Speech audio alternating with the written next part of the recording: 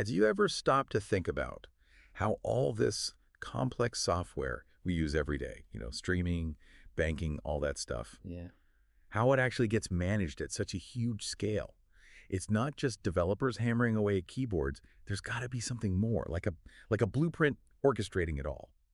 And today, that's exactly what we're diving into. Kubernetes YAML files.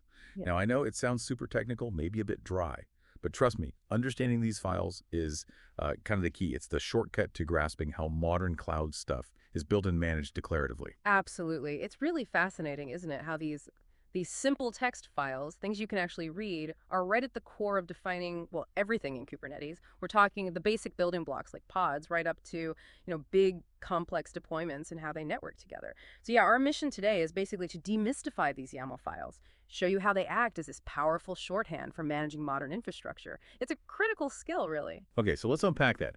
When we say Kubernetes YAML files, what are we really talking about? YAML itself.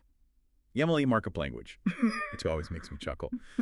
It's designed to be easy for humans to read, right? Yeah.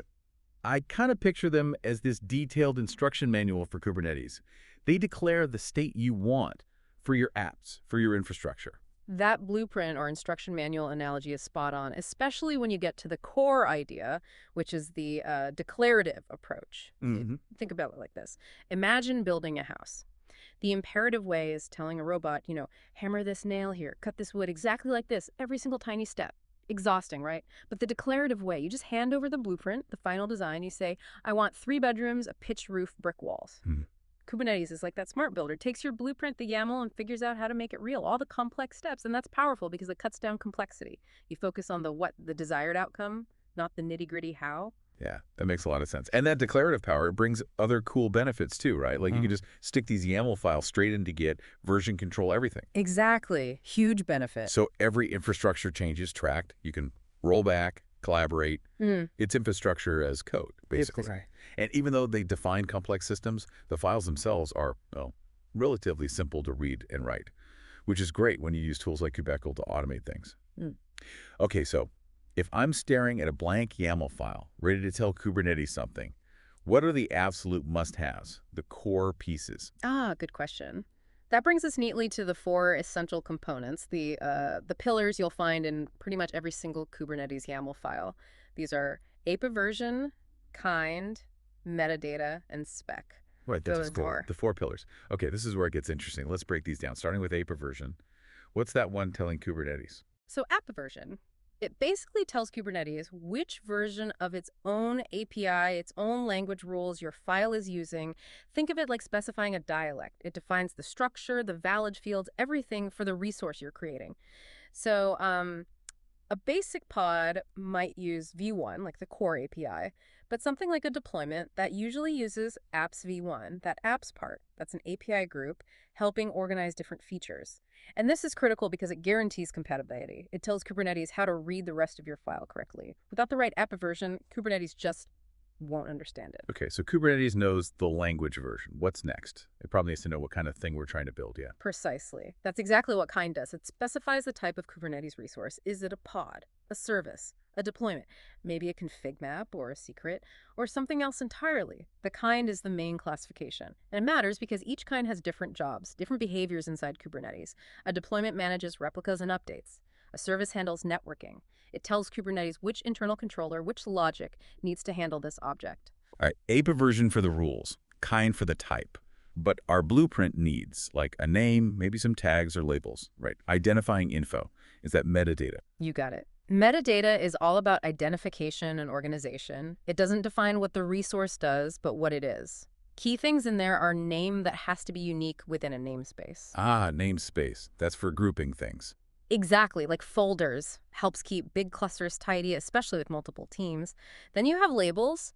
These are super powerful. They're just key value pairs, like app.mywebserver or environment.production. Simple tags. But how are they powerful? Just for organization. Well, organization, yes, but Kubernetes uses them actively. For example, a service can automatically find and send traffic to all pods that have a specific label. That's service discovery. Or network policies can use labels to control which pods can talk to each other. Even scheduling decisions can use labels. They're incredibly flexible. And finally, there are annotations. These are more for arbitrary metadata stuff tools might use, or just extra info that doesn't directly identify or select the resource. Okay, context and identity covered by apiVersion, kind, metadata. But the real action, the core instructions, what the thing is supposed to do, where's that? That all lives in the spec section. Spec for specification. This is the heart of it. It describes the desired state, how the resource should actually function, and crucially, the content of the spec totally depends on the kind of resource. It's different for each one. Ah, okay. So examples. Sure. For a pod, the spec would list the containers inside it, the Docker images to use, the ports to open, maybe CPU or memory limits. For a deployment, the spec defines things like how many replicas, how many copies of the pod you want running. It also defines the strategy for updates, like rolling updates, and the template for creating those pods. And for a service, the spec defines the networking rules, which ports on the service map to which ports on the pods, the type of load balancing, stuff like that. So yeah, the spec is where you lay out the detailed instructions, the exact configuration you want Kubernetes to enforce. Right. The blueprint is complete. We've crafted this YAML file, but how does this text file actually, come alive? How does it become real inside the cluster?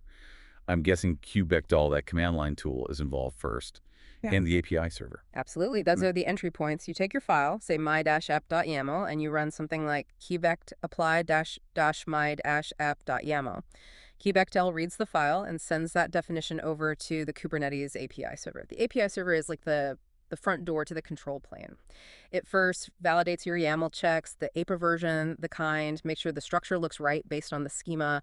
If it's all good, the API server stores this configuration, this desired state into et cetera. Et cetera. That's the cluster's brain, sort of? 50/50. Yeah, essentially. Yeah. It's a distributed, reliable key value store.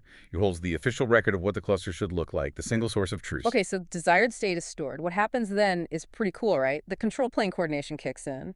Exactly. This is where the real Kubernetes magic happens. Other parts of the control plane are constantly watching, etc. for changes.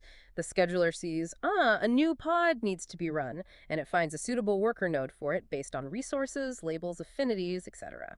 Then, on the chosen worker node, the kubelet that's an agent running on every node sees that this new pod is assigned to it. The kubelet talks to the container runtime, like Docker or Containered, to actually start the containers defined in the pod spec. And all the while, you have the controller manager. It's actually a bunch of different controllers, each watching specific resource types. Like, the deployment controller makes sure the actual number of running pods matches the replicas count in the deployment spec stored in, etc. If a pod dies, it notices and creates a new one, if you change the spec. Oh, right. Updates. How does that work? Just change the YAML. Yep. You modify your YAML file, maybe change the container image version or increase the replicas, and you just run kubectl apply-fur-file.yaml again. Kubectl sends the updated spec to the API server, it gets stored in, etc. The relevant controller notices the mismatch between desired and actual state, and it takes action. For a deployment, it might start rolling out the new version. It's this continuous reconciliation loop. That level of automation, that self-healing, it's really impressive. So for someone learning this, working with these YAML files, what are the key things to keep in mind? Best practices to avoid, tripping yourself up? Good point. The sources we looked at really emphasize a few key practices for making this manageable and scalable. First, syntax is king. YAML is picky about indentation. Use spaces, not tabs, and be consistent. A linter or validator is your best friend here. Even a tiny mistake can break things. Yeah, I've been bitten by that before. Oh yeah, everyone has. Second, use clear names and really leverage labels. Good labels make selecting, managing, and filtering resources so much easier later on. Third, use namespaces. Seriously, especially in any shared or complex cluster, they're essential for organization and avoiding naming conflicts. Don't just dump everything in default. Good tip. Fourth, don't create monolithic YAML files for huge applications. Break things down. Modularize your configs into smaller files, maybe one for the deployment, one for the service, one for the config map. Much easier to manage. Right, keep things focused. And finally, probably the most important, version control everything. Treat your YAML like code. Use Git. Track changes, review them, collaborate. It lets you see history, roll back if needed. It's fundamental for stable infrastructure. Following these practices really helps keep things maintainable and scalable as your applications grow. Okay, let's try and wrap this up. What we've seen today is that these Kubernetes YAML files, they're way more than just configuration. They are the declarative blueprints for our cloud-native world. They're structured around those 4 key pillars: apiVersion, kind, metadata, and spec, defining exactly what we want. And then kubectl And the whole Kubernetes control plane work together in this elegant choreography to bring that desired state to life and keep it running. It's a powerful shift. It really is, and I think a key takeaway is that understanding these files, which seems simple on the surface, actually unlocks this immense power, the power to define, control, and automate incredibly complex distributed systems using just.txt, human rootable text.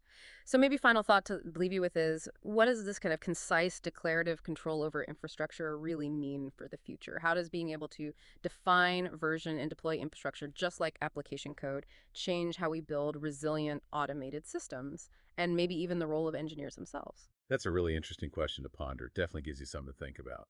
So we really encourage you, take what you've learned today, maybe spin up a mini kube or kind cluster, and try writing a simple YAML file yourself. Deploy a basic pod or service. See it happen. There's no better way to learn than by doing. The journey into Kubernetes definitely continues from here.